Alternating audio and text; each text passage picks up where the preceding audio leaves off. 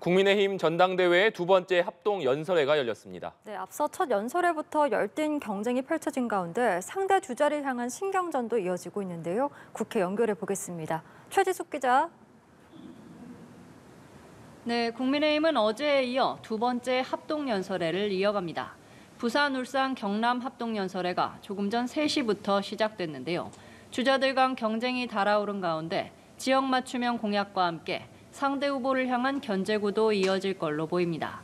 김기현 후보는 당정 일체론을, 안철수 후보는 총선 승리에 자신감을, 또 천하람, 황교안 후보는 각각 책임 있는 보수와 정통 보수당을 강조하고 있는데요.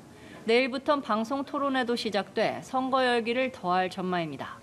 국민의힘은 이번 전당대회에 약 10,000여 명이 참석할 것으로 보고 장소를 경기 일산 킨텍스로 변경했습니다. 한편 오늘 오전에는 국민의힘 주호영 원내대표가 교섭단체 대표 연설에 나섰습니다. 주 원내대표는 국회 불신에 대한 자성의 목소리로 연설에 운을 뗐는데요. 민주당을 향해선 이른바 내로남불 사례를 열거하며 법치주의를 형해화시켰다고 비판했습니다. 잠시 들어보시죠.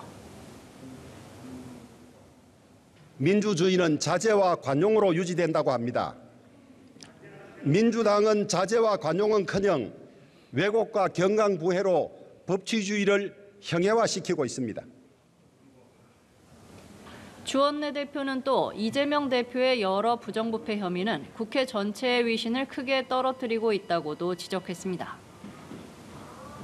네, 더불어민주당은 김건희 여사에 대한 특검 추진 필요성을 연일 강조하고 있는데 정의당의 기류는 조금 다른 것 같습니다. 관련 내용도 짚어주시죠. 네, 민주당에선 김건희 여사를 겨냥해 특검 도입 필요성을 강조하고 있습니다. 박홍근 원내대표는 오전 회의에서도 도이치모터스 주가 조작 의혹 사건은 의문투성이라고 꼬집었습니다. 공소장과 판결문 등에 김 여사의 이름이 여러 차례 언급됐지만 검찰이 한 번도 소환 조사를 하지 않았다는 건데 직접 들어보시겠습니다. 검찰은 단 한 차례 소환 조사도 하지 않았습니다. 공범 의혹이 제기된 지 1년이 넘도록 서면 조사조차 없었습니다. 박 원내대표는 대통령실과 여당은 대호각성하라며 남은 선택지는 특검뿐이라고 강조하고 정의당의 동참을 촉구했습니다. 하지만 정의당은 아직 신중론을 보이고 있습니다. 이정미 대표는 김 여사 특검 자체를 반대하는 건 아니라면서도 검찰의 소환 조사 여부를 지켜본 뒤에 판단하겠다고 밝혔습니다. 정의당은 오늘 중 우선 이른바 대장동 50억 클럽 사건에 대한 특검 법안을 제출할 예정입니다.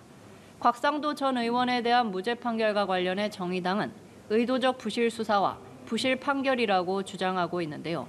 다만 특검 범위는 대장동 사건 전반을 다루기보다 일단 50억 클럽 관련 내용으로 수사를 시작해야 한다는 입장입니다.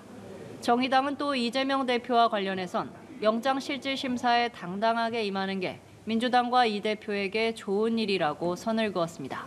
지금까지 국회에서 전해드렸습니다.